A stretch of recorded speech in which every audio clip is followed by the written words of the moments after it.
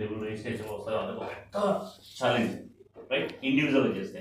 ఒక కంపెనీలో చేస్తే ఇంకొక ప్రాబ్లం, అది మీకు ఎండకు పోయించుంటూ రేపు అవుతుంది ఫ్యూచర్లో. ఎలా అంటే ఇది కంపెనీ ఉందండి, ownership company, real estate company ఒకటి ఉంది.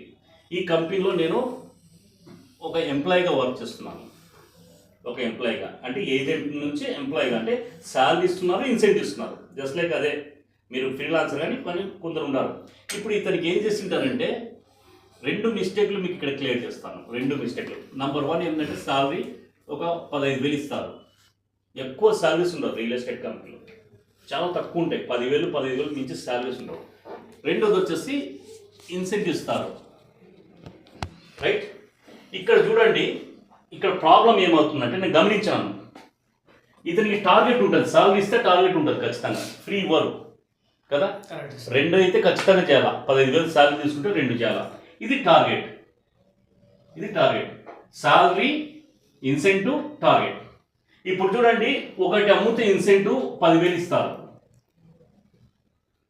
టార్గెట్ పూర్తి అయితే ప్లస్ 10,000 వస్తాయి.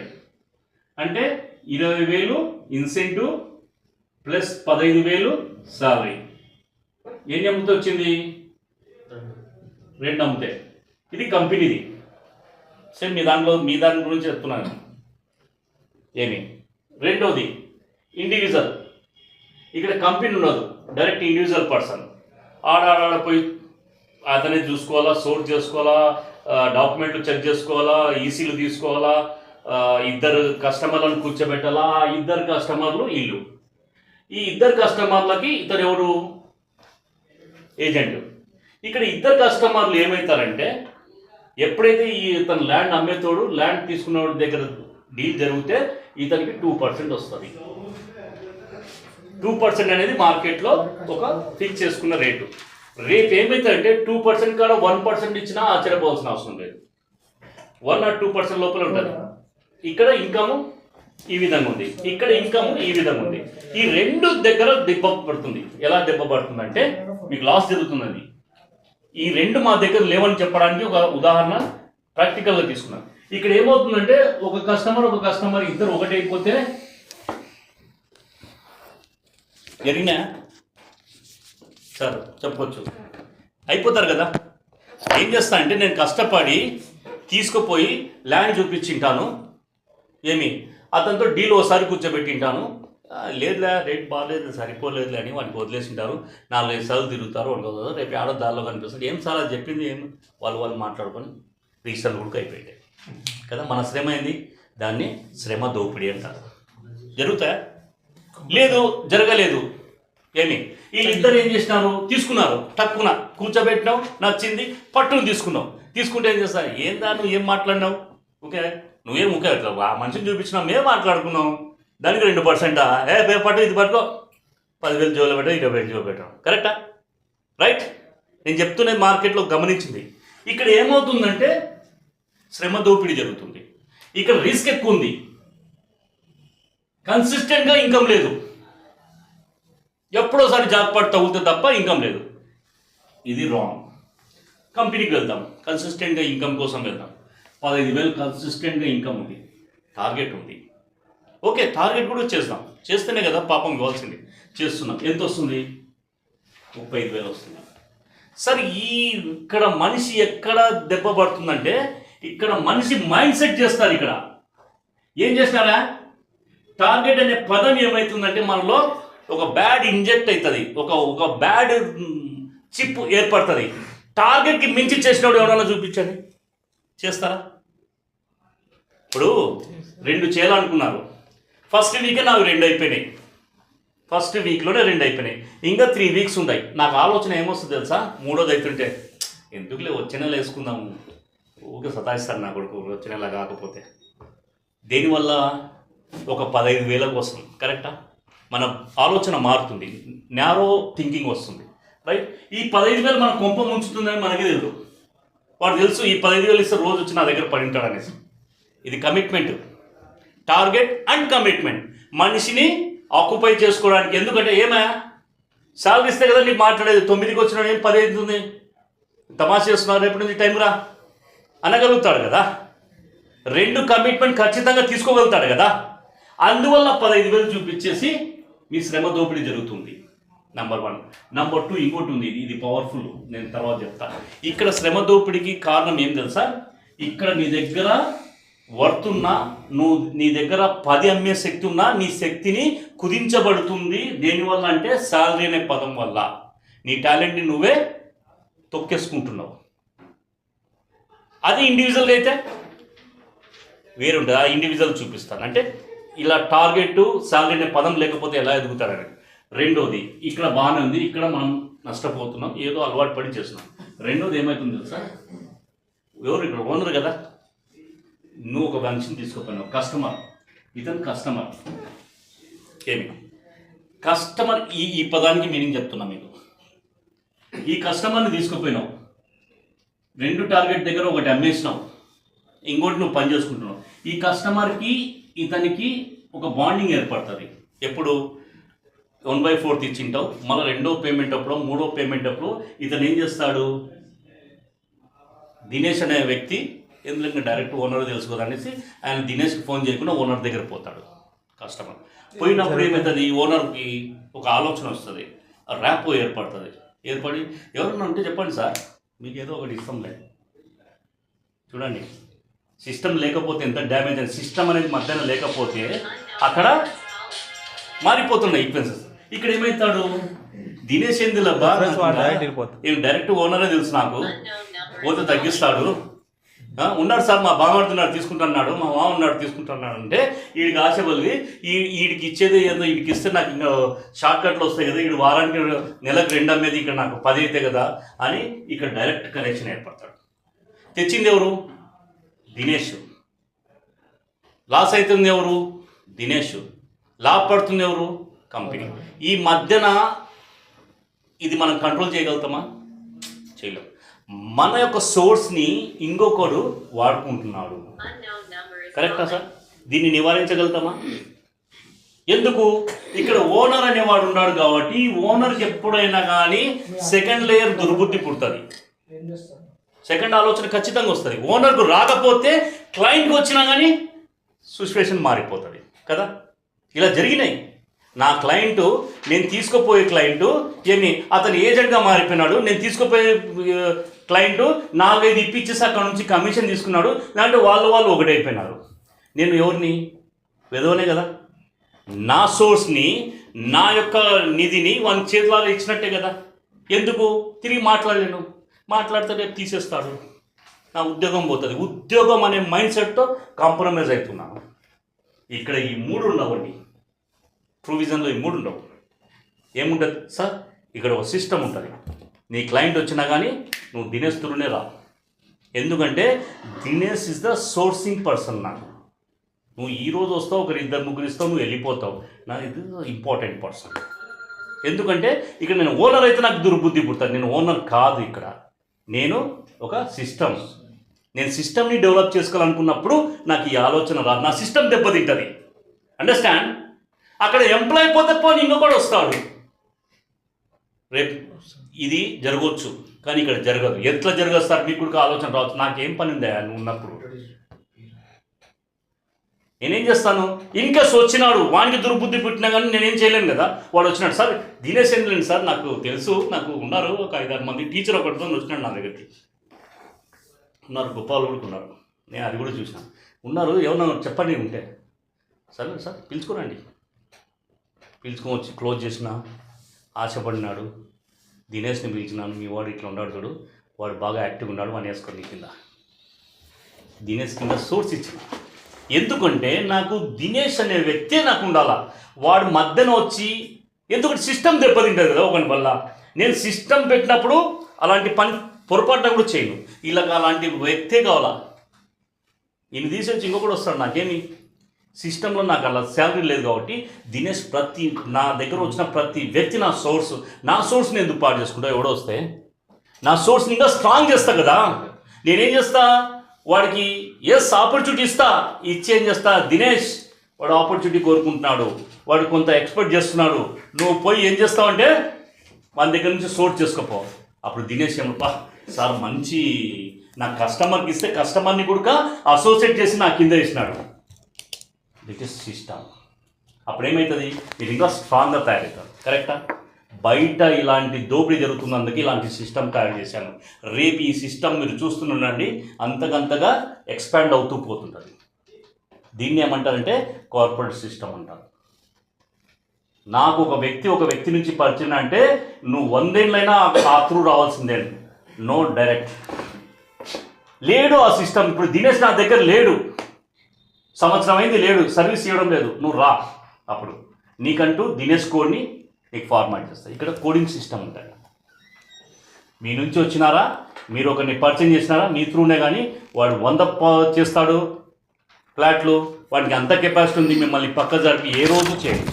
ఎందుకు చేయమంటే మీతో ఒక్కరోజు ఒకసారి చేస్తే ఆ సిస్టమ్ ఎప్పటికీ డ్యామేజ్ అయిపోతుంది. సిస్టమ్ ఎప్పటికీ డ్యామేజ్ చేసుకోకూడదు. దాన్ని సర్వీసింగ్ అంటారు.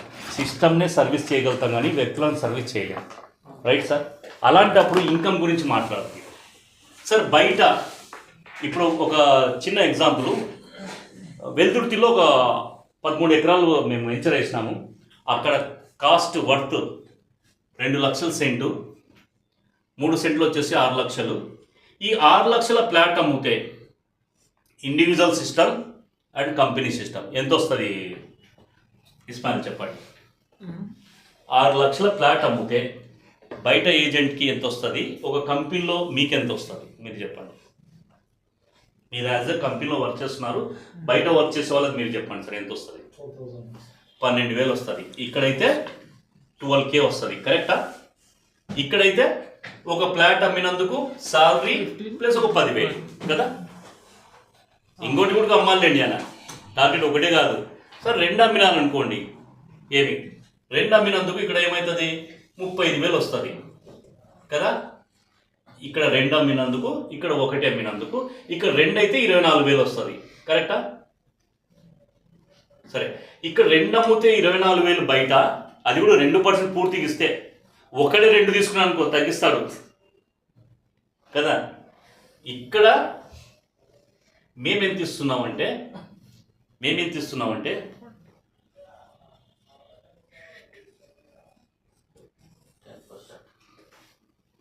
చెప్పండి. ఒక్కొక్క ప్రాజెక్ట్లో ఒక విధం ఉంటుంది. ఇప్పుడు నేను ఎగ్జాంపుల్ ఒక ప్రాజెక్ట్ గురించి చెప్తున్నాను. ఇప్పుడు చెప్పండి, కరెక్టా? ఇంకా ఇంటూ నెలకి 5 ఫ్లాట్లు అమ్మినాను అనుకోండి, ఎంత వస్తుంది? కాదు, నెలకు 5 ఫ్లాట్లు అమ్మితే ఫ్లాట్కి ఎంత ఉంది? 2 ఫ్లాట్ల లెక్క చెప్పింది నేను ఇక్కడ. 30,000 ఉంది ఫ్లాట్కి. 30,000 ఇంటూ 5,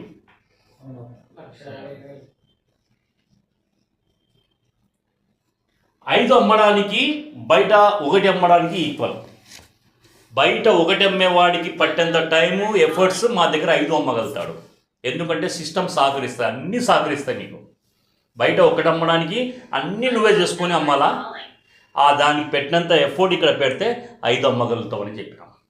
ఇంకా చూడండి, 12,000 సంపాదించే వ్యక్తికి, అంతేలేండి, 1 ముందు 12,000 సంపాదించే వ్యక్తికి 1,50,000 సంపాదిస్తున్నాం. ఈ సంపాదన ఇందాక మీకు చెప్పాను కదా, ₹1,00,000 సేవింగ్స్, 20,000 ప్యాకెట్ మనీ, 30,000 మీ లైఫ్ పార్ట్నర్ చేతులకి. చాలా కదా కర్నూలులో. ఏం కావాలి సార్? ఇది ఎప్పుడో వచ్చే జాబ్పాట్ కాదు, ఎవ్రీ మంత్ 90 డేస్ స్టార్టప్. ఇది 90 డేస్ కోర్స్ స్టార్టప్ మా దగ్గర. ఇది ఇక్కడికి పర్మనెంట్ కాదు, ఇది స్టార్టప్. ఫస్ట్ స్టెప్ మీది. ఈ ఫస్ట్ స్టెప్ మీరు ప్రూవ్ చేసుకుంటే అప్పుడు మీరు సెకండ్ స్టేజ్ వెళ్ళొచ్చు. Second stage income. ఈ ఫస్ట్ స్టేజ్కి ఏమంటున్నాము? అసోసియేట్ అంటున్నాము. సెకండ్ స్టేజ్ వచ్చేసి ఎస్ఓగా ప్రమోషన్ అవుతుంది. సార్ మా దగ్గర ప్రమోషన్స్ కూడా ఉన్నాయి. ఏజెంట్ స్టాంప్ వేసి జీవితకాలం ఏజెంట్ కాదు, ఒక అసోసియేట్ నుంచి ఎస్ఓగా ప్రమోషన్. ఎస్ఓ అంటే సేల్స్ ఆఫీసర్. ఆఫీసర్ ర్యాంక్ వచ్చిందా? ఆఫీసర్ ర్యాంక్ వస్తే ఏం చేయాలంటే ఇక్కడ మీకు ఒక సిస్టమ్ ఇస్తుంది కంపెనీ. ఆ సిస్టమ్ పేరు ఏమంటా అంటే సేల్స్ ఆఫీసర్గా మీకు ఎస్ఓగా ఏం చేస్తారంటే మీకు అసోసియేట్ని రిక్రూట్ చేసుకోండి, ట్రైనింగ్ ఇవ్వండి. మీరు ఏదైతే చేశారో అదే పని మీరు ట్రైనింగ్ ఇవ్వండి. మీకు జనరేట్ చేసుకోవడానికి, లీడ్స్ జనరేట్ చేసుకోవడానికి, పబ్లిక్తో పరిచయాలు పెంచుకోవడానికి ఇక్కడ 2 ఛానల్స్ ఉన్నాయి. Channel 1 CP, channel 1 FL. CP అంటే ఛానల్ పార్ట్నర్, ఎఫ్ఎల్ అంటే ఫ్రీలాన్సర్. అంటే బయట ఏం చేస్తారంటే వాళ్ళు మీ దగ్గర వచ్చి పని చేయరు, బయట టచ్లో ఉంటారు. क्या है अशरफ बोलो. कस्टमर पेमेंट बुकिंग 2 मिनट బయట. ఛానల్ పార్ట్నర్, ఫ్రీలాన్సర్, వీళ్ళు మీకు సపోర్టెడ్గా ఉంటారు. ఈ ఈ ఈ సిస్టమ్ మేము ట్రైనింగ్లో ఇస్తాం, ఇక్కడ ఇస్తాం, ఇక్కడ ఇవ్వం. ఇక్కడ ఏమంటే మీరు నిలబడడానికే మీకు తెలియాలి కదా. నిలబడిన తర్వాత మీకు ఈ సోర్స్ క్రియేట్ చేస్తాం. ఇక్కడ మీరు చేసిన పని ఇక్కడ కొంతమంది పని చేస్తుంటారు మీలాగానే, మీరు అది నేర్పించుకుంటూ వీళ్ళ నుంచి పీపుల్స్ని జనరేట్ చేస్తుంటారు. వీళ్ళు ఎవరయ్యా అంటే సిపి అంటే ఛానల్ పార్ట్నర్. అంటే నా యొక్క సిస్టమ్ ఏం చెప్తుందంటే మీరు డైలీ మెడికల్ స్టోర్కి వెళ్తారా, కిరాణం షాప్కి వెళ్తారా, మంగళ షాప్కి వెళ్తారా, పాల షాప్కి వెళ్తారా, పాలది ఎక్కడైనా తెచ్చుకోవడానికి ఒక గంట. ఇవన్నీ మన ఛానల్ పార్ట్నర్స్ అండి. ఇలా అర్థమైందా? ఇప్పుడు నా దగ్గర వాళ్ళందరూ ఉన్నారు. నా కిరాణా షాప్ కూడా నాకు బిజినెస్ ఇస్తున్నాడు, నాకు కటింగ్ చేసే మంగళోడు నాకు బిజినెస్ ఇస్తున్నాడు. నేను వాడుకోకూడదా? ఎవరు ఎంత మంచి రిలేషన్తో ఉంటాం వాళ్ళతో. నెలకు ఒక షాప్ మారుస్తారా మీరు? మంగళోని మార్చినారు ఎవరన్నా? ఈ నెల ఒకరితో ఈ నెల ఒకటి చేసుకోరు కదా. 20 ఏళ్ళ నుంచి ఒకటే వ్యక్తి దగ్గర నేను కటింగ్ చేయించుకుంటున్నాను. ఎంత మంచి రిలేషన్ ఉంటుంది. ఆ రిలేషన్ని ఏం చేస్తున్నావు అంటే వానికి 200-100 రూపాయల మొగాన వాడేసి నీ అవసరాలు తీర్చుకుంటున్నావు. ఈరోజు నా మంగళోడు 30,000 సంపాదిస్తున్నాడు, 50,000 సంపాదిస్తున్నాడు, 1,00,000 రూపాయలు సంపాదిస్తున్నాడు నా దగ్గర. వాడు ఏం చేస్తాడు సార్, నీతో అట్లా కూర్చొని రా సార్ అని వాడు అదే ఫీజు తీసుకుంటూ నా సర్వీస్ ఎక్కువ చేస్తాడు. ఆ సర్వీస్ తీసుకున్న తర్వాత నా హ్యూమానిటీ గ్రౌండ్ ఏం చేసిందంటే వాడిని గుర్తించి ఇది ఇచ్చినాను. ఇవ్వడం వల్ల వాని పిల్లలు చదువుకుంటున్నారు ఈరోజు బాగా. సార్ ఇది ఒక విధమైన సర్వీస్ కాదా? వాడు నాకు యూజ్ కాదా? యూజ్ అయితే నీకు తెలిసి నువ్వు ఎందుకు తీసుకోలేకపోతున్నావు? ఇది ఒక ఎస్ఓకి ట్రైనింగ్ ఇస్తాను, ఛానల్ పార్ట్నర్ అంటారు. అంటే నీకేం చేస్తా అంటే అదే షాపింగ్ కటింగ్ కొడతా సార్ ఆడ ఒక రియల్ ఎస్టేట్ కంపెనీ ఉంది సార్, చాలా బాగుంటుంది సార్, మొన్న నేను పోయి వచ్చినాను చూసి వచ్చినాను వాళ్ళు అంటే సార్ నా మంగళోడు 3 మర్చిపోయినాడు, 3 నేనే నివారించిన కావాలి. అరే సినిమాల గురించి మాట్లాడతారు, వాడు రాజకీయం అన్నిట్లో ఎక్స్పర్ట్ ఉంటాడు. మంగళోడే ఎక్స్పర్ట్ తెలుసా మీకు? ఎక్కడన్నా ఏదన్నా అడ్రస్ కావాలంటే పోయి మంగళ షాప్లో అడగండి, ఇట్లా చెప్పేస్తాడు. ఆ ఏరియా గురించి ఇన్ఫర్మేషన్ మంగళ షాప్ దగ్గర ఉంటుంది. ఒక పొలిటికల్గా మాట్లాడాలనుకున్నా, ఒక సినిమా పరంగా మాట్లాడుకున్నా నాలెడ్జ్ బాగుంటుంది. కరెక్టా? మీరు పరిచయించి చూడండి. ఎందుకంటే నంబర్ ఆఫ్ పీపుల్స్ అదే మాట్లాడతారు కదా. కూర్చున్న 5 నిమిషాలు 10 నిమిషాలు వానికి అందరూ విని వాడు ఎక్స్పర్ట్ అయిపోతారు. ఆ ఎక్స్పర్ట్ని నేను ఏం చేసిన అంటే సబ్జెక్ట్ మార్చిన. ఎఫ్ఎంలో ఛానల్స్ మారుస్తారు కదా, మార్చి ఇప్పుడు నుంచో మాట్లాడడం మానేసి ఏం చేస్తామంటే స్టార్ట్ చేయి. సార్ రియల్ ఎస్టేట్ ఎట్లుంటుంది సార్, ఈరోజు బాగుందంటే కదా రియల్ ఎస్టేట్ పెడితే డబ్బులు బాగా వస్తాయంటే కదా, అట్లా చెప్తే వాడు ఏం చేస్తాడు, ఒకటి నెగిటివ్గా చెప్తాడు, ఒకటి పాజిటివ్గా చెప్తాడు. బాగా దెబ్బతిన్నాడే మోసం వాడిని కటింగ్ చేసి పంపించేసి దాని గురించి పాజిటివ్ మాట్లాడిననుకో నీ ఖాతాలో వేసుకో. ఏం చేస్తావు? ఎత్తున ఆడొక బ్రోచర్ ఉంటుంది, తీసుకొని సార్ ఇక్కడ పోయి కల్చర్ సార్ చాలా బాగుంటుంది, నాకు కూడా తెలుసు. ఆ క్లయింట్ వచ్చినాడు అనుకో, ఇతను టేక్అవుట్ చేసుకుంటాడు. ఆ క్లయింట్ క్లోజ్ అయినా అనుకో, ఇతనికి ఇన్కమ్ వచ్చిన దాంట్లో ఈ ఛానల్ పార్ట్నర్ ఇన్కమ్ 15,000 ఇస్తాం మనం ఒకటి క్లోజ్ అయితే. నెలలో 4 చేసుకున్న 60,000. సార్ వాని జీవితాన్ని మనం నిలబెట్టాం కదా ఇండైరెక్ట్గా. ఎప్పుడన్నా ఆలోచన వచ్చిందా సార్ మనతో పాటు 4 మనం ఇక్కడ నేర్పిస్తాం సార్. సెకండ్ లెవెల్ ట్రైనింగ్ ఇది. ఫ్రీలాన్సర్ ఎవరు సార్? ఫ్రీలాన్సర్ ఎవరు కాదు సార్, స్కూల్ అయిపోతుంది, ఉదయం 6 గంటలకు లేచి ఉంటుంది ఒక ఆమె, మనతో పాటు చదివించుకుంటుంది, మనతో పాటు స్టడీ చేసి ఉంటుంది, అన్ని క్వాలిఫికేషన్స్ ఉంటాయి. బట్ ఒక జాబ్ ఏమి ఇచ్చింటారంటే హౌస్ వైఫ్ అని ఇచ్చింటామని. ఆ హౌస్ వైఫ్ జాబ్ పుష్కలంగా చేసేస్తారు సార్. రియల్ చెప్పంటే అందరికంటే ముందు జాబ్ చేసేది మన ఆడోళ్ళే, మనకంటే ముందు. వాళ్ళు 6 గంటలకు లేస్తారు, వండుతారు, పిల్లల స్కూల్ పంపిస్తారు, అన్నీ అయిపోతాయి. అన్నీ అయిపోయిన తర్వాత మిమ్మల్ని టిఫిన్ పెట్టి అన్నీ అయిపోయిన తర్వాత రిలాక్స్ అవుతారు. రిలాక్స్ అవుతున్న ఆడోళ్ళకి ఒక ప్లాట్ఫామ్ క్రియేట్ చేసిన ఫ్రీలాన్సర్ ఏం చేయాలా, వారానికి ఒక రోజు వచ్చి ట్రైనింగ్ తీసుకొని, అట్లా ఒక నెల ట్రైనింగ్ తీసుకొని వాళ్ళకి ట్రైనింగ్ ఇచ్చేస్తే వాళ్ళకు ఒక డేటా మనం ప్రొడ్యూస్ చేసుకోగలిగితే, ఈ వ్యక్తి వచ్చేసి డేటా ప్రొడ్యూస్ చేస్తే ఇంట్లో దగ్గర ఉండి కాల్ చేస్తారు. ఇక్కడ టెలికాలర్స్ వస్తుందా, అలా టెలికాలర్స్, లేకపోతే మై మార్కెట్ అని ఉంటుంది ఒక ఆమెకి. మై మార్కెట్ అంటే ఏంది, తన భర్త, తను అంటే అమ్మ వాళ్ళ సైడు నాన్న వాళ్ళ సైడ్ బంధువులు, భర్త వాళ్ళ అమ్మ సైడ్ నాన్న వాళ్ళ సైడ్, వీళ్ళందరూ చూస్తే ఒక పెళ్ళికి పిలిస్తే 500 మంది పరిచయం ఉంటుంది. ఈ 500 మందితో వాళ్ళు బిజినెస్ లీడ్స్ ఇవ్వడం, పోయి బ్యాగ్ పట్టుకుని రియల్ ఎస్టేట్ ప్లాట్లు అమ్మడం కాదు. ఇక్కడ ప్లాట్లు అమ్మే టాపిక్గా రాలేదు ఇంతవరకు, వచ్చిందా?